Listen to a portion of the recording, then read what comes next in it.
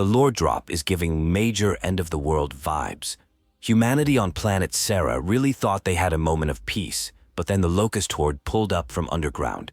It was a whole mess, with billions lost, and now the survivors are basically in their last stand era. So, Marcus Fenix is getting broken out of jail by his bestie, Dom Santiago.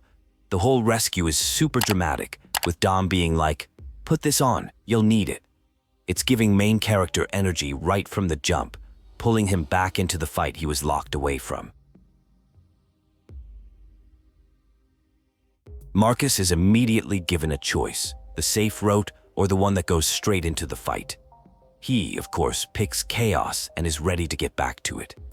It is a total mood, showing he is not here to play it safe after being benched in prison. After the prison break, they link up with Delta Squad and get the mission briefing from Colonel Hoffman. He is not exactly thrilled to see Marcus throwing some major side-eye. The tension is real, but they have a war to win, so it is time to get serious. The big plan is revealed. They have a light mass bomb. The catch? They need to map the Locust tunnels first, using a device called the Resonator. The whole strategy hinges on getting this data, so the squad's mission is to go find Alpha Squad and deploy the device. Delta Squad finds the remains of Alpha Squad, and the situation looks grim. There is no sign of the Resonator, and it is a classic possible kill-in-action scene. The vibes are officially off, and the mission just got way more complicated and dangerous for everyone involved in this. They spot the Resonator, but it could totally be a trap set by the Locust. It is that classic moment of suspense where you know something is about to go down. Of course, they decide the only way to find out is to walk straight into potential danger.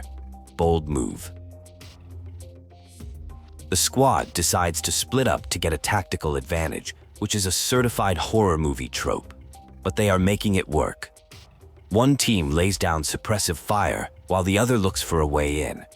It is a coordinated effort to outsmart the enemy and not get wiped. In a truly shocking moment, the rookie Carmine gets taken out by a sniper. It happens so fast, and it is a brutal reminder that nobody is safe. The iconic line, "Nice military equipment always works," hits different when it is dripping with pure, unfiltered sarcasm and pain. Just when things are looking down, they find Private Augustus Cole, also known as the Cole Train.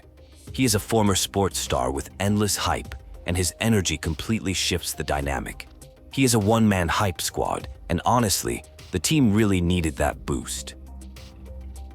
The squad gets to use the Hammer of Dawn, a literal satellite laser from the sky.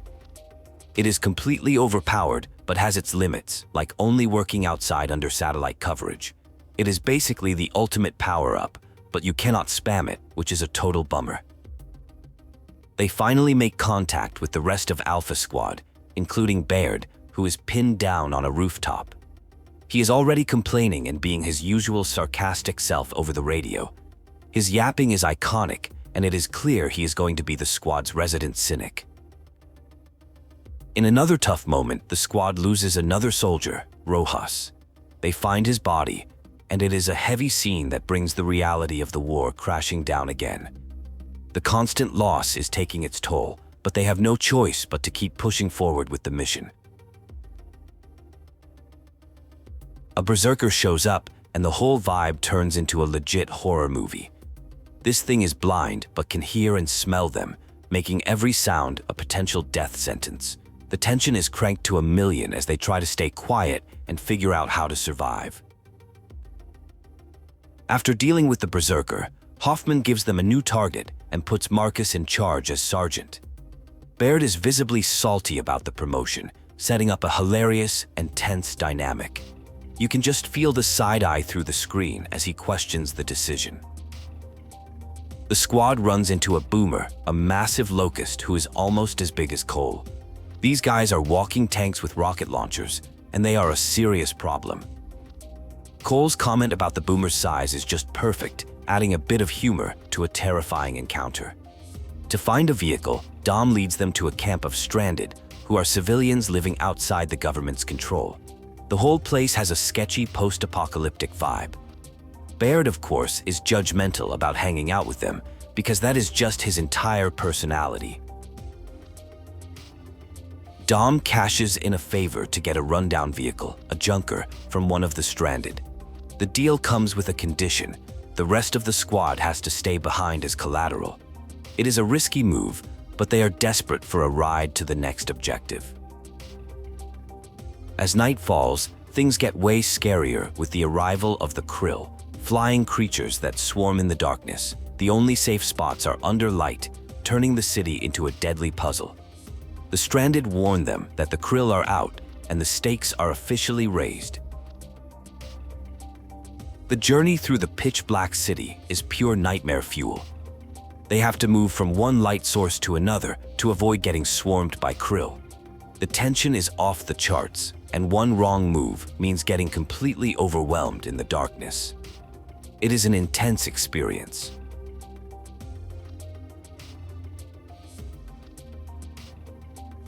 Their mission to get fuel turns into a full-on siege at Chap's gas station. They have to defend the area from waves of Locust while one of them pumps the gas. It is a high-stress defense mission where they are completely exposed and fighting for their lives.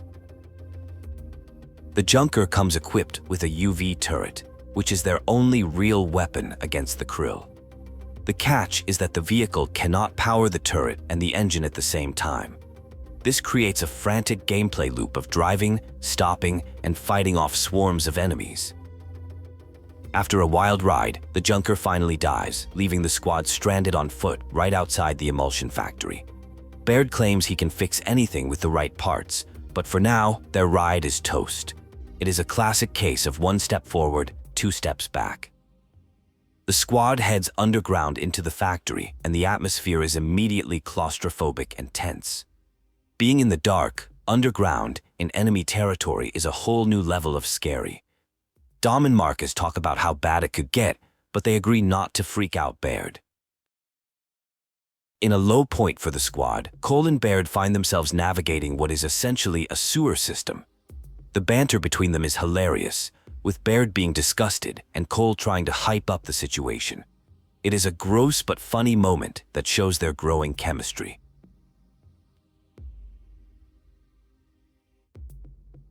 The team finds themselves on carts heading straight for a furnace, and Anya has to reroute them at the last second. It is a super close call that has everyone on edge. Surviving that inferno was a major rush, but the mission is far from over for them. Entering the mines is a whole mood, and it is not a good one. The place is dark, creepy, and gives everyone the creeps. Dom tries to keep it simple: plant the resonator and get out. But of course, nothing is ever that easy for Delta Squad, is it? Marcus and Dom face off against a corpser, a giant spider-like Locust, in an epic boss battle. It is a crazy fight that ends just as Baird and Cole arrive, who are hilariously disappointed that they missed all the action. Their timing is truly something else, isn't it?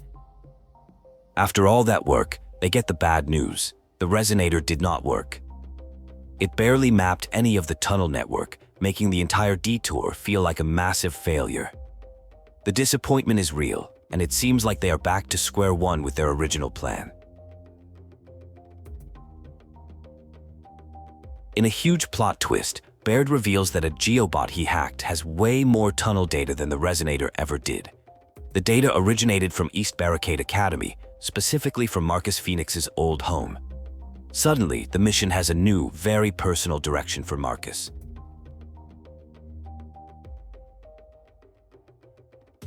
The squad arrives at the new location, only to have their helicopter shot down. They are immediately thrown back into the chaos, proving that no mission for them will ever start smoothly. They split up, with one team taking the street and the other flanking through the buildings. While crossing a bridge, the structure starts to collapse, leading to a super intense sequence where they barely make it across. It is one of those moments that makes you hold your breath. Dom and Marcus share a quick look, acknowledging how close they came to not making it. The squad finally reaches the Fenix Estate, but it is already crawling with locusts. They also find a broken-down APC, which Baird immediately claims he can fix. The plan is set. Marcus and Dom go in for the data, while Cole and Baird get the escape vehicle ready. They access the data in the lab under the house and discover the horrifying truth. The planet's crust is basically a honeycomb of Locust tunnels. It is way more extensive than anyone ever imagined. This data is the key, but the files are too massive to transmit. They have to download it. Just as they are about to escape, a Brumak, a massive, heavily armed Locust monster, shows up and wrecks their APC. It is the worst possible timing. Their escape plan is ruined, and now they are stuck with a giant monster hot on their heels. The situation is not good.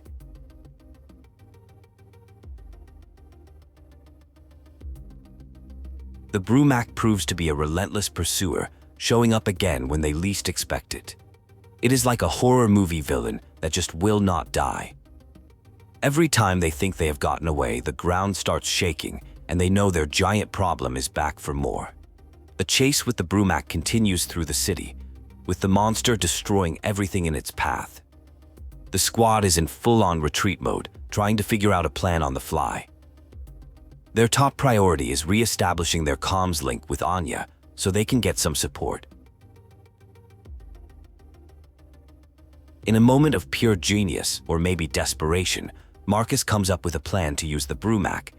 They lure the massive creature between two transformers, causing a massive electrical surge that restores power to the area. It is a wild strategy, but it actually works out. With power restored, their next objective is to jump onto a moving train that is carrying the light mass bomb. It is a full-on action movie sequence, with Marcus and Dom barely making the jump while Baird and Cole get left behind, promising to catch up in a Raven helicopter. The final push is on as Marcus and Dom fight their way through the train cars, which are swarming with Locusts. They have to get to the front of the train to upload the mapping data before it is too late.